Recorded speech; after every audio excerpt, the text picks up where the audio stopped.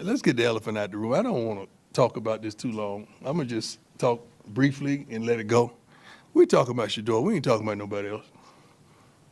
But his last name wasn't Sanders. We wouldn't have this discussion. Stephen A., do you think that's fair, what Deion just said there, that if his last name wasn't Sanders, this wouldn't even be a discussion about retiring his jersey, Shedeur's? No, it wasn't fair. Not in this equation. I do think it's fair when we talk about the criticism that has been thrown Shedeur's way as an NFL prospect by evaluators out there, some of the things that they were saying about him. I think that's more about his dad than about Shedeur. But overall, first of all, Shedeur's fantastic. And I personally believe that he's going to have an illustrious NFL career. I believe in the brother, no doubt. And the trajectory that him and Travis Hunter and others have turned that, have enforced that program, they deserve a lot of credit for it. But at the end of the day, in 2 years at Colorado, his record is 13-12. It was a 5-game improvement, went from 4-8 last year to 9-4 this past season, okay?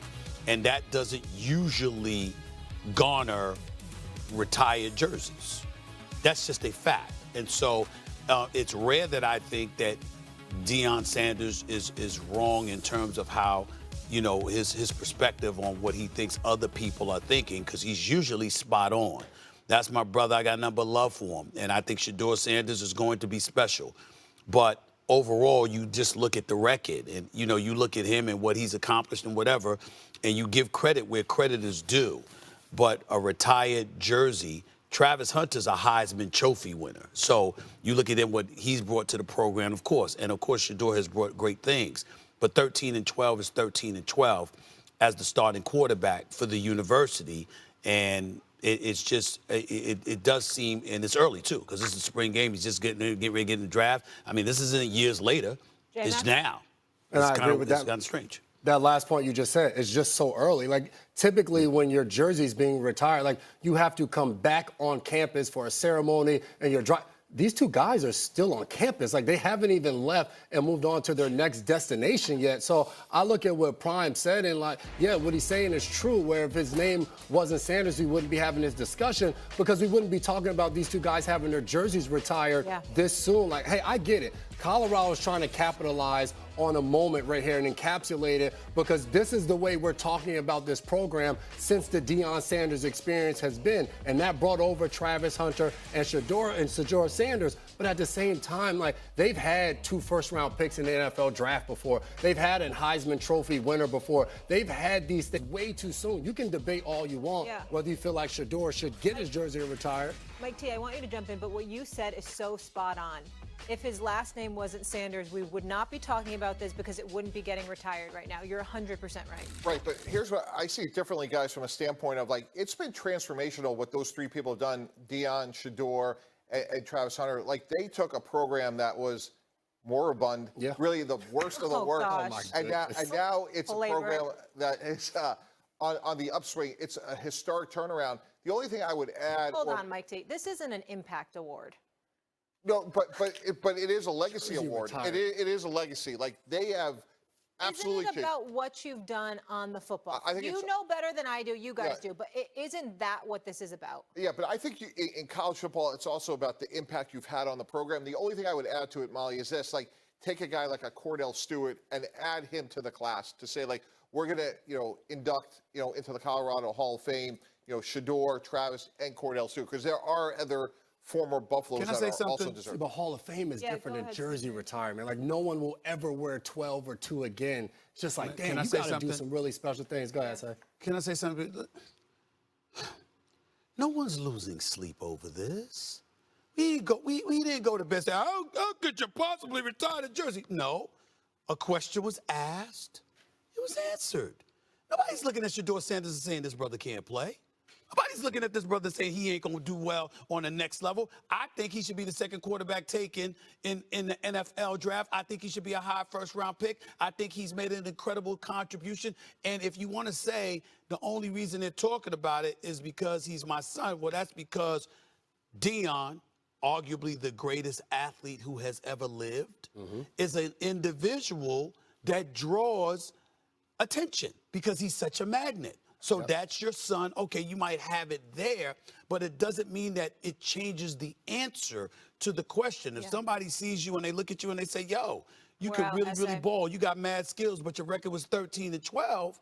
That doesn't equate to a jersey being retired. That's all. We got to go. And I also want to retire this conversation on this show. I'm done with it. You're right, Stephen A. It doesn't need any. We're all there yesterday for a private workout with Shedeur Sanders. That was exactly 1 week to the day of round 1 of the draft. Today they're holding a private workout with Alabama's Jalen Milroe. Tomorrow with Louisville's Tyler Shuck, doing their due diligence at what Mike Tannenbaum has continuously pointed out is a very late date in the process for these kinds of things normally to get done. Dan Graziano, what should we be reading into that? It's the last step in their evaluation process of these quarterbacks. Head coach Brian Daboll has a private workout that he likes to put the quarterbacks through so he can make a judgment on them, and he runs it. And he has very specific things he wants them to do, test their recall, all kinds of stuff like that. Did one with Jackson Dart a few weeks ago, and now they're doing these 3. So really, it's a data point that the Giants don't have yet that they feel they need to.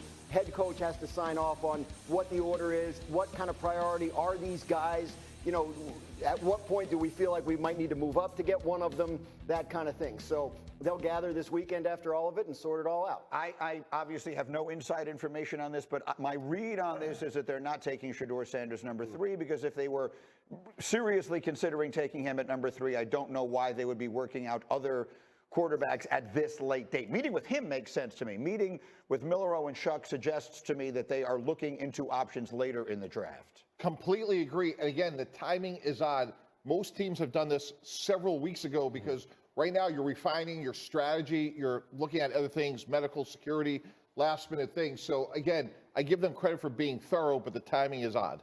With that, how you have the number 3 pick, is assume Cam Ward's going 1. Let's say Travis Hunter, Abdul Carter, one of those guys will be at 3. How soon would you already know what you're doing with the 3rd pick? Like at this point, would you know, hey, we're going Shedeur, we're going Abdul Carter or Travis Hunter? Absolutely. Your board is Now set. you would know that? Absolutely. You would know 6 days before.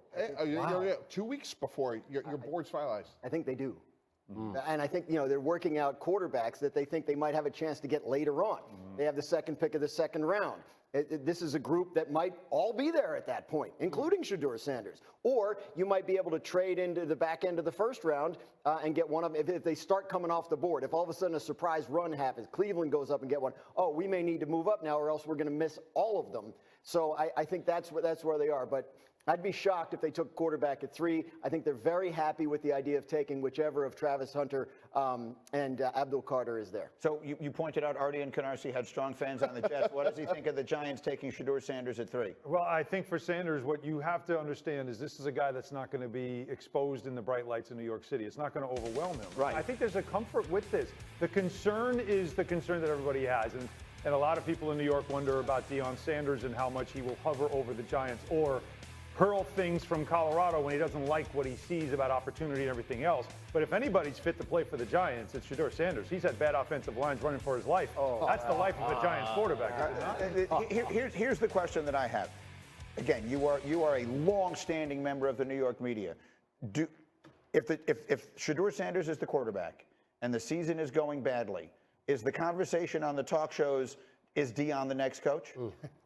Oh, I don't think so. No. You don't think so? No, I don't. That does not become the conversation. No, I don't think that is. I think there'll be people that'll speculate that, but Right. I don't think that's something that a lot of fans would want because you got to get stability with this organization. They haven't had it. So I'm talking about.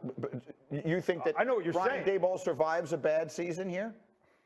No, I don't think either I don't one of either. them So survive. you're looking into who the next coach is. Yes. And if Shedeur is there. I get what you're saying. Would he be somebody that would be brought up as a Yes. candidate, especially if Shedeur is under center and playing? That's what I'm talking about. Yeah, of course that would be a conversation. I don't think people would want that, though. I don't think there's anybody in New York as far as fan base or anybody else that would want that. Media, yes, because he would be a quote machine. It doesn't mean the specter of it wouldn't hang over Brian Daboll in the front office. I mean, like that might be something that they would be concerned about in that. There's no way John Mara would do that. And it doesn't matter for Brian Daboll and Joe Shannon. They're not winning games, whether it's Deion Sanders' names being mentioned or the next hot offensive Could be Colonel coordinator. Sanders. It doesn't could matter. be anybody. The result is the same. Your family is moving, so you don't really care which name is being answered. If you're drafting Shedeur Sanders, your hope is that he's going to be the guy that Your wing keeps game. your job. Do you consider Shedeur Sanders background, his upbringing, the fact, I like it. I like the fact that his father was a pro athlete, that this will not be the first time in his life he has money, that all those kinds of things that you have to learn on the fly. Most NFL rookies have to learn on the fly. He won't have to. I consider it a positive. How would you look at it when you're drafting a player? Agree, and especially in this market where everything is times 10. When it's good, it's times 10. When it's bad, it's times 10. So the fact that, again, that he's been around it his whole life, I think that's a real positive. Again, the only grade that you give him of incomplete, Greeny, is what happens when there's adversity relative to the locker room, when he's never had to deal with that. All he's known is success. So to me, whether that's New York or someplace else, that's something that you're trying to figure out. All right, I have to pause on that.